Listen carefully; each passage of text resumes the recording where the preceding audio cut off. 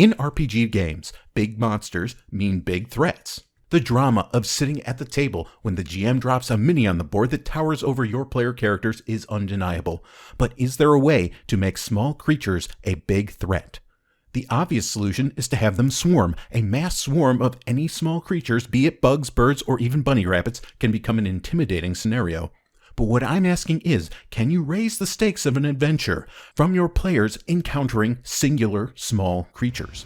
My name is Dave, and these are my barbaric visions. Bats, adorable, harmless creatures, right? Wrong. These sky vermin are historically linked with the dark and foreboding, from vampires to vigilante billionaires to songs by Meatloaf. I present to you a concept for creating an atmospheric RPG adventure centered around bats. While it might work best for a horror mystery game like Chaosium's Call of Cthulhu, it can work just as well in a fantasy setting. Say your players enter a city, and right off the bat, pun intended, there's an ominous mood hanging over the place. People they talk to might nervously look up and over their shoulders in response to random noises. Come to find out, the city's recently been hit with a string of disasters. A shop burned to the ground, a bridge collapsed, and a priest or politician dropped dead in the street in the middle of the night. Any number of random events that might upset the everyday social order. Investigating this, the players discover that in every case, a bat was seen before or immediately after, leading to an air of superstitious dread infecting the populace. At this point, the players are likely to suspect a vampire or vampires are behind this. It's unavoidable, so I say, why avoid it? Yes, there are vampires in this scenario, or so it would appear. Allow the players to follow the breadcrumbs down that trail, and get ready to toss some curveballs at them along the way.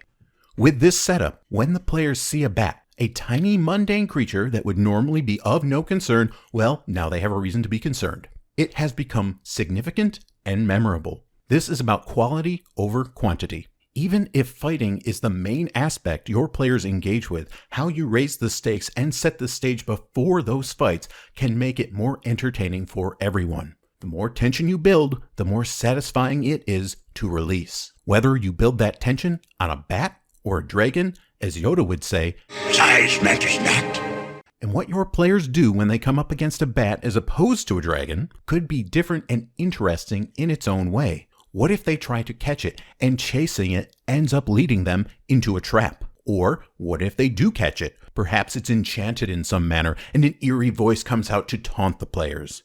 In some games, players can speak with animals, so they could interrogate it. What voice would you give a bat? Comment below. At this point, you may have gotten all the encounter prompt inspiration you need from this video. If so, fantastic. I'm glad you made it this far. But if you stick around, I'll demonstrate how I would play out the rest of this scenario. To lay my cards on the table, my inspiration for this comes from the 1915 silent-era French film Les Vampires. Now, there are no actual vampires in this film. Instead, you have a criminal gang of jewel thieves who are very theatrical and style themselves after vampires. The story follows a journalist on the trail of the thieves and a seductive vamp thief who goes by the name Irma Vep, in the film played by actress Stasia Napierkowska. Irma Vep is basically Catwoman from Batman if Catwoman dressed as a bat instead of a cat.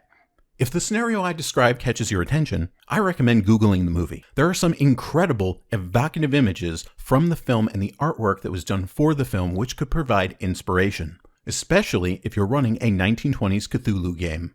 So, bringing that into a homebrew, I would take this gang of thieves and work them into whatever overall plot I was running, connecting the motive for their actions to something from the plot, which builds on and progresses the story. Keep in mind, this does not necessarily make them evil. They might have a justifiable reason where they believe they're doing good, but it puts them against society, or at least against the laws and powers of that society. Like vigilantes. I also like the idea of them being theatrical, being part of a theater group. Players could find posters they've put up around the city and examine them to find hidden images of bats. They might operate using theatrical conventions like illusions and magic tricks. Even if there is demonstrable magic in your game world, it can still be entertaining to have characters performing practical magic tricks. Of course, you could make them actual vampires instead of pretend vampires, creating something like The Theater of Vampires from An Interview with a Vampire by Anne Rice. Putting all this together, you get a traveling troupe of vigilante vampire bards, combining the powers of Dracula, Batman, and Meatloaf. Dear God, what have I done? But I won't do that. Thanks for listening.